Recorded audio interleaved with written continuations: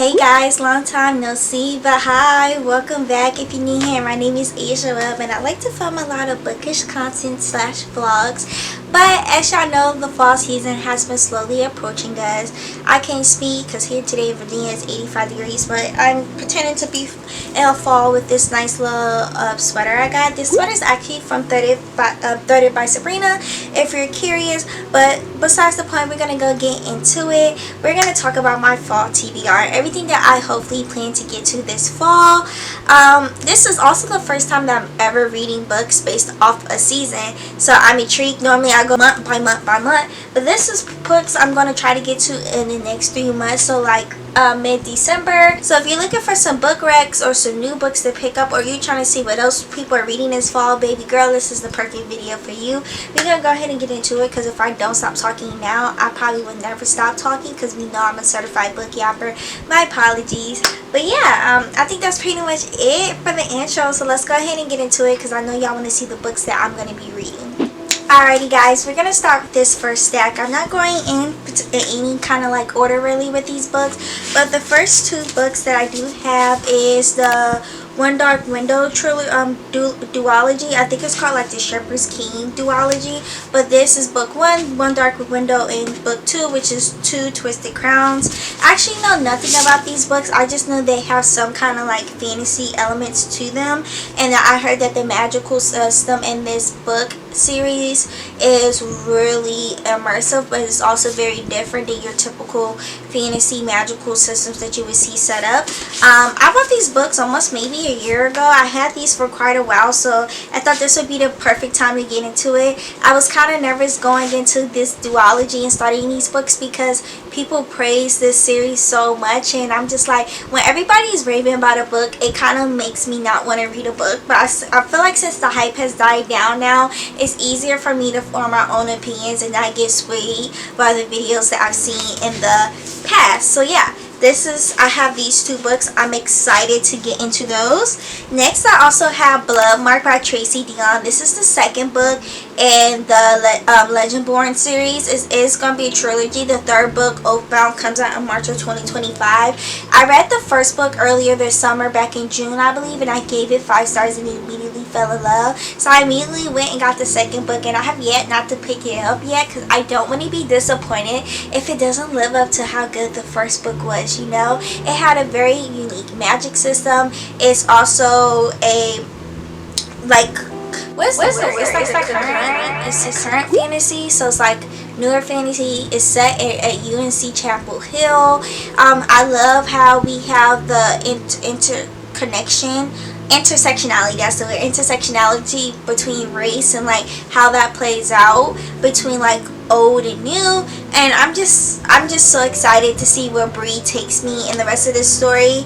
And it also has like some historical fiction like elements in it too, which I thought was really nice. Okay, next, I just picked up this book actually this week, but this is like kind of like one of my first like horror books. Well, not my first horror book actually I read for my August book club, and that was, what is it called, Hidden Pictures by Jason Rugelak. So I've been really invested in like developing my horror. I don't read a lot of horror, but I want to get into the horror genre. So I'm starting with The Ritual by Adam Neville. First of all, it's a movie, so I'm so glad once I finish this book I can go and watch the movie. And I feel like I've seen the movie before, but just reading the back of this and seeing the little synopsis it gave, I was just like, I feel like I'm gonna vibe with this. It's up my alley. I love horror movies, and it's given exactly what I look for in horror movies, so I'm just intrigued. I know nothing about this book except it just happens in some forest, and there's bones, and yeah, some kind of presence, so I'm intrigued. I was sold. I got the book. Also, this is a book I bought a long time ago, but this is Wayward by Amelia Hart. I actually know nothing about this book. I picked this book up because I read the synopsis at the time, and I said, yeah, this seems great. But also look at the cover. It's completely stunning, and it says, they call us witches, we call ourselves Wayward. But yeah, I know this is a dual-ish timeline. I think there's 3 different timelines. So we have a 2019 timeline, a 619 timeline, and a 1942 timeline. So we have Violet, Alpha, and Kate, so we following 3 different women in this story, and I think it has something to do with witches and what kind of magic, and I think we just see how it takes place in like over time and how it all comes together. That's kind of like what I got out of it. So yeah, I'm intrigued. Hopefully I can get to it. This is a standalone, so I'm excited because, you know, most fantasy-ish books tend to be like duologies or they're series, so it's really nice and refreshing to just have a book that is a standalone. This next stack is like really big, but I'm really excited because these are the books I'm probably like the most excited for. So first I have the whole First Down series by what's her name? Grace Riley. Here we go. Actually, all these books are signed. I actually went to a Grace Riley book signing like, I think it was a month and a half ago from the romance bookstore where I live at called Novel Grounds. So if you live in the Hampton Road 757 area, you're looking for romance bookstores, check out Novel Grounds off of Cedar Road. It's great. I get all like so many books from there, but she was having a book signing with Grace Riley. Grace Riley, and I got all of these books signed by her and I bought them. And I actually been eyeing these books for a while. These are sports romances. So this one's football, this one's volleyball, I think this one's baseball, and then I don't know which one is this one. This one's hockey. And I'm really excited to get into it because I've been actually enjoying sports romances, and it all started with Icebreaker with Hannah Grace. So if you want to see my thoughts and opinions on that, I did like a reading popular book talk books like, and I posted it like a few months ago. So if you want to see my thoughts and opinion, but ever since I read Icebreaker by Hannah Grace, I've literally been like looking for sports romances. They've just been doing something to me. Next I have my second Alice Feeney book. This is His and Hers, and it just says there are 2 sides to every story, yours and mine, ours and theirs, his and hers, which means someone is always lying.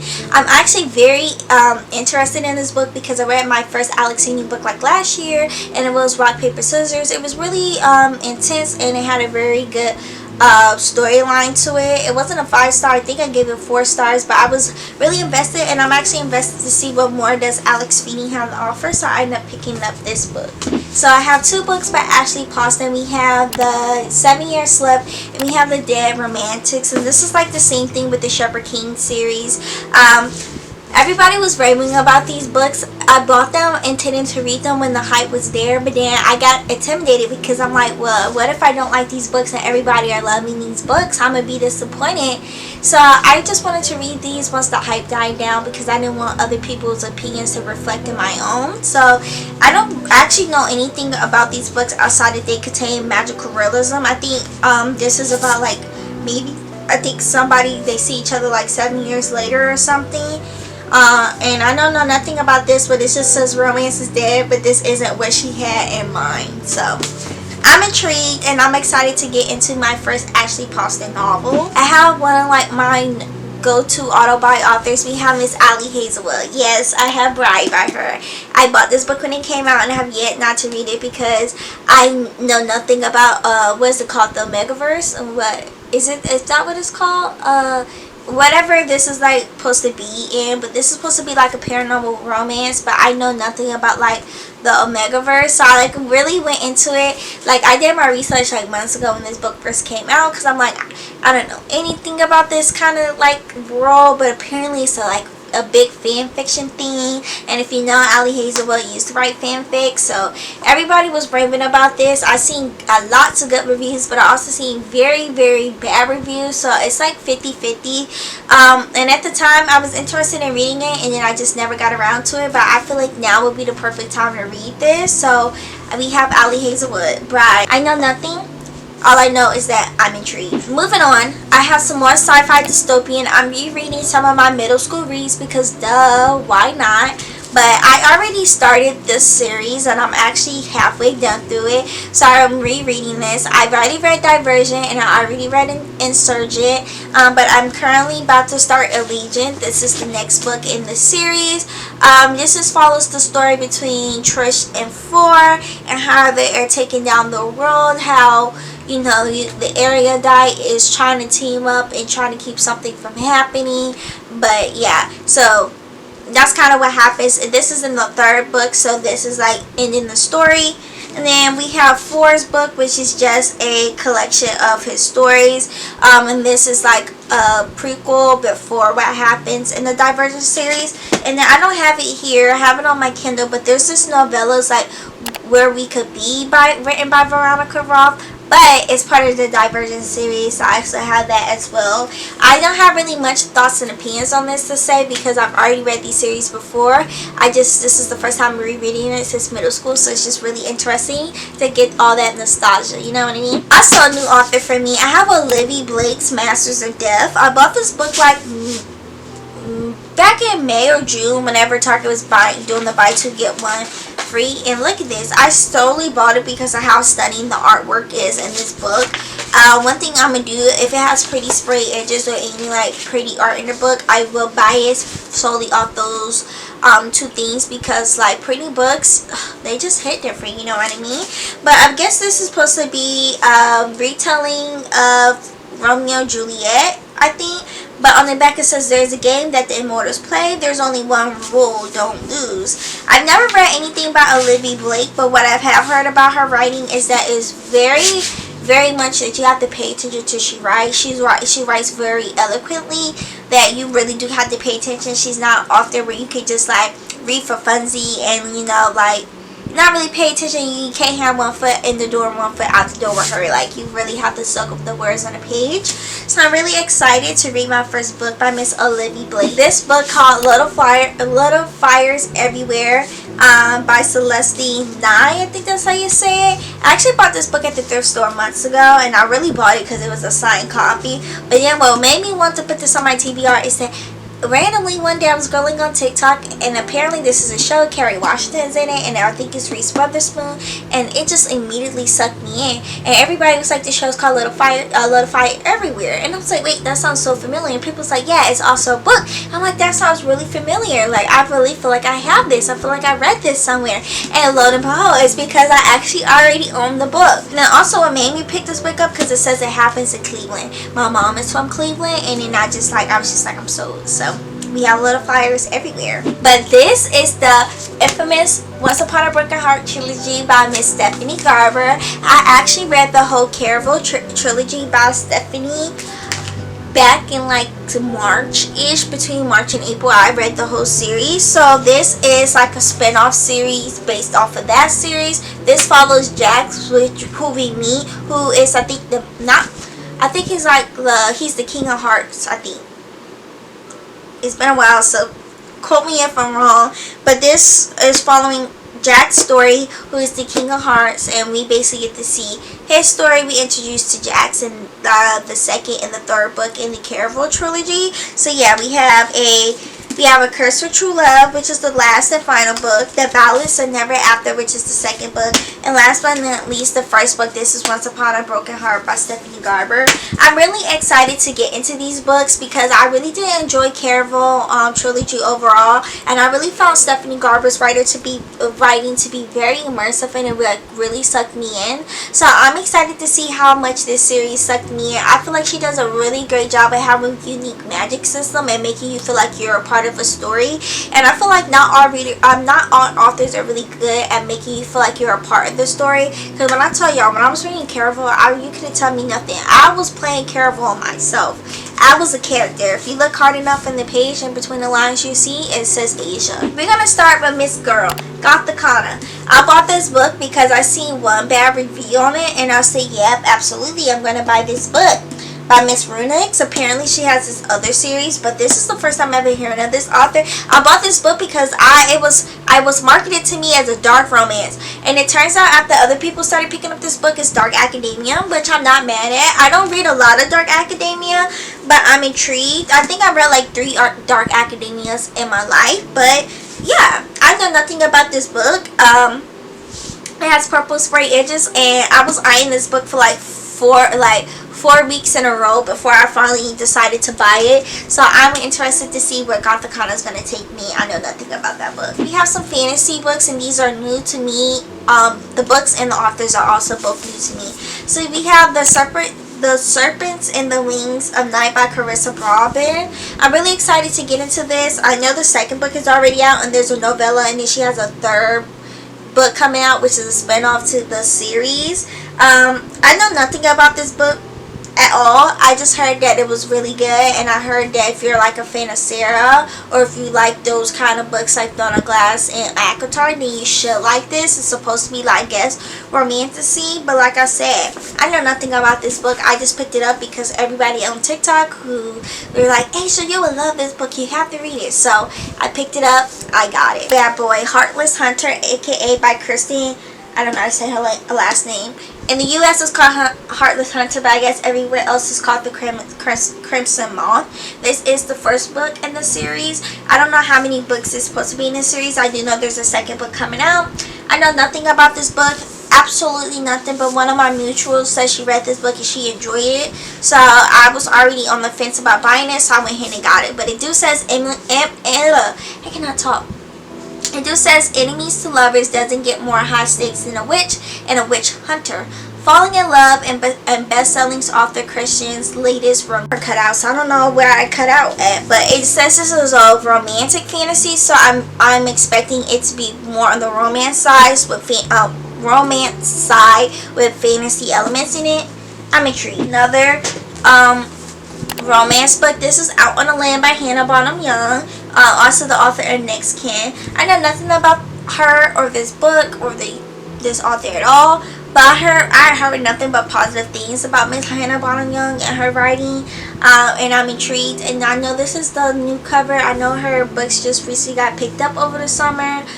From indie author to a published author. But also this man has a prosthetic on. So I'm intrigued. And for it to say Out on a Limb, he has a prosthetic, I think it's just like a little bit funny. But I'm sorry, I'm so sorry. I promise I'm not making fun of anybody. It's just like, I just think like Out on a Limb and he has a prosthetic, you know. Yeah, I'm so sorry. I am so sorry. Moving on, we have another series. Actually, I don't know if this is a duology or a series because I've actually never read these books. I've had this book for months. I just picked this book up like 2 weeks ago. But this is Emily Rowse. This is a Encyclopedia of Fairies, and this one's the Maps of the Other Lands. I know nothing about this book, but based off the titles, I'm guessing the story's about fairies. It's supposed to be a cozy fantasy. That's what was like marketed to me as. I ain't gonna lie, I picked up these books because the covers were cute and they were part of the buy one get one 50% off. So I said why not? And I like the way the pages are. Like they're like, some are indented back and some are slanted out, so it creates this like zigzag pattern, which I feel like just adds to the book. I know nothing about these books. Maybe I should like actually, you know, get acquainted. Y'all, I'm doing a lot of talking. I think it's time for a break. Also, look at my drink. I got a venti pumpkin spice cold brew with 10 brown sugar syrups and 6 classic and extra cream. I don't really know if I really like this. I really kind of not the biggest fan of Starbucks cold brew, but I'm just trying to complete this challenge. And drinks will buy 2 get 1 for $10, or you can get 4 for $20. So steal. Okay, this is another book where I was nervous to start because hear me out. You remember when everybody was raving about Magnolia Parks? Magnolia Parks is so good. It's Gossip Girl based in London. Okay, hear me out. I gave Magnolia Parks a try. I read the first book, gave it 2 stars. And I got to the second book, 47% in, and I said, babes, nope, Dina. So, at the same time everybody was raving about Magnolia Parks, it was like, Boys Are Tommen, Boys Are Tommen. So I'm like, I don't know if I really want to get into the Boys of Thomas series because y'all told me Magnolia Parks was going to be good. And it just wasn't for me. It wasn't my cup of tea. But then I see the Boys of Time was available on Kindle Unlimited. So I got it on Kindle. But then Barnes & Noble had these exclusive editions with pretty spray edges. So I bought the first book. This is Binding 13 by Chloe Walsh. Have I read this book yet? No. And I'm nervous to get into it because at the same time everybody was ranting about Magnolia Parks, everybody was ranting about the Boys of Tommen, and I'm so scared to get into this book and start this book, but I'm going to get into it and I will let you know my thoughts and opinion. I think this book is going to get its own reading vlog because when I say I'm scared, I'm not joking. I'm scared as fuck to start that. I'm so scared. Next, also, we have When the Moon Hatched, the Moonfall series by Sarah A. Parker. Baby girl is thick, and she's only thick because it's a paperback. Because I seen the hardcover. The hardcover is like half this size, I swear to God. But this book is also on Kindle Unlimited. I heard good things. My mutuals on TikTok read this book, told me, Asia, you will love it. I've been eyeing this book for months. I finally got this book because our Target just had a buy one get one 50% off. I said, this is my time to shine. They had her, so I picked it up. I know nothing about these books. Y'all see the pattern right here? Either I know about these books and I avoid them because of everything I see on TikTok, or I know nothing about the books and I pick them up because they sound interesting at the time. So yeah, this says this is a fast-paced fantasy romance featuring an immersive, vibrant world with mysterious creatures, a unique magic system, and a love that blazes through the ages. So this was a fantasy romance, which means that the romance is obviously a subplot and it's heavily fantasy-based. I'm intrigued. Can't wait to get into it. It's supposed to be a series. Don't know how many books are supposed to be in this series. It's a series. I have another series that I'm going to be starting, last but not least, but this is the Love Light Farm series. I know nothing about these books by B.K. Burrison. I haven't even read them. I bought this book like over a year ago, and I just recently picked up all these other books. And I also just bought special editions by Illumicrate. I'm crazy. Know nothing about these books, but the covers are cute. They're stunning. I love the covers of these books. These are supposed to be cute little vibey romances. I think this one's like a Christmas romance. We have Eloise in this series. This is a grumpy farmer and a no-nonsense social media influencer. They have another chance at love in this charming romantic comedy. I'm intrigued. Then this one is a small town baker learns to raise her expectations for love with some help from a handsome local teacher in this sunny romantic comedy. So this is Mixed Signals. This sounds really, really good. I don't know about y'all, but I've really been loving small town romance. Something about small town romance really does it for me, and I think it's because I went to school in a small town. I think that's really what it is. I think I cracked the code. And last but not least, we have Business Casual. This is her most recent release in the last book in the series, and it says two opposites decide to test their chemistry with one steamy night together, but will once be enough. Ooh, so this is giving one bed trope. Ooh, I'm intrigued. So that's everything for this series. These are just cute little small town romantic comedies with, you know, the basic, you know, romance tropes. So any means to lover, grumpy sunshine, one bed, forced proximity, etc., etc. ACOTAR series. Okay, I'm nervous to get into her. Hear me out. I just finished the Throne of Glass series like 2.5 weeks ago, and my goal was to finish the Throne of Glass series before the end of summer. I did. I completed. But hear me out. I wasn't the biggest fan of Throne of Glass, but I do own every Sarah J. Maas book because I want to get into her catalog. I do understand she is a problematic author, but everybody raves about the book so much. I just wanted to see what the hype was about for myself. So I decided to break her series up into each season. And I'm going to be jumping into ACOTAR because that's what she have next. Because in order for me to read Crescent City, you have to read Throne of Glass and ACOTAR. So here we have it. I have the full box set, and apparently there's supposed to be a 6 books. So I would love to have the series done before that book comes out. But we have A Court of Thorn and Roses, which everybody raves about. We have A Court of Wings and Ruin. We have A Court of Mist and Fairy, which everybody claims to be the best book in the series. We have A Court of Frost and Starlight. Everybody complains like this book isn't necessary, but I love when series have little novellas in them. And this one's supposed to be like a Christmas novella, apparently, from what I heard. And now, last but not least, we have A Court of Silver Flames. My only gripe with Sarah is, Miss Girl, I love you, but do we have to have over 800 plus pages in a book? Or over 600 plus pages in a book? Because when I said Kingdom of Ash almost took me out the 980 pages, did I eat that book up in 3 days? Yes, I did. We're not going to talk about it. But still, how much do you have to say when every book is like almost over 600 pages? And you tell me these books are like 5, 6, 7 book series. But I'm going to be reading the Twilight series. This is the Twilight White collection, but this is Twilight by Stephanie Meyer. I wanted to get into this series because I've actually never watched Twilight. But I mean, not watch. I've never read Twilight, but I've watched Twilight multiple times. It's like such a guilty pleasure. And I said, dang, like if I watch this movie so many times, I might as well read the book. So I'm a big stickler for I need to read the book before I see the media. But obviously, I was like 12, 13 when these books were, the movies were coming out, and probably even younger when the books were coming out. So I know nothing about them. But I feel like I'm in a place in my life where I can understand what's going on, and it would be nice to compare and contrast. So we have all the books: Twilight, New Moon, Eclipse, Breaking Dawn, Midnight Sun, and then there's a little novella called The Short Second Life of Bree Tanner. And yeah, I wish I could see all the books that are laid out on the floor right now, but that's everything that I plan on reading this fall. I don't know about y'all, but I'm so out of breath, and yeah, I did not realize, it didn't seem like it was that many books on my cart, but now looking back at it, there was a crap ton of books on this cart.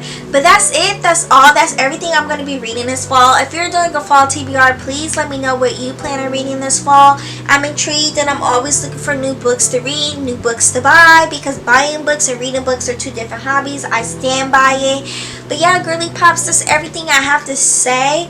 I feel like there's nothing more to say. I feel like this video was very straightforward and very much self-explanatory. But yeah, thank you. But thank you to everybody who stayed to this video to the very end. I love you guys so freaking much. And hopefully I'll see y'all in the next one. If you want to see more of me, you can follow me, your girl, on her socials. TikTok is where I post the most when it comes down to book content. We do reading sprints on there every Wednesday, Thursday, Friday, and Sunday night from 7 to 10 p.m. And if you want to join my book club as well, it's called After the Page Turn. It's on Facebook, but also be linked in the description box. But yeah, that's it. That's all. I love you guys. Thank you for sticking around, and I hope you have a happy time reading.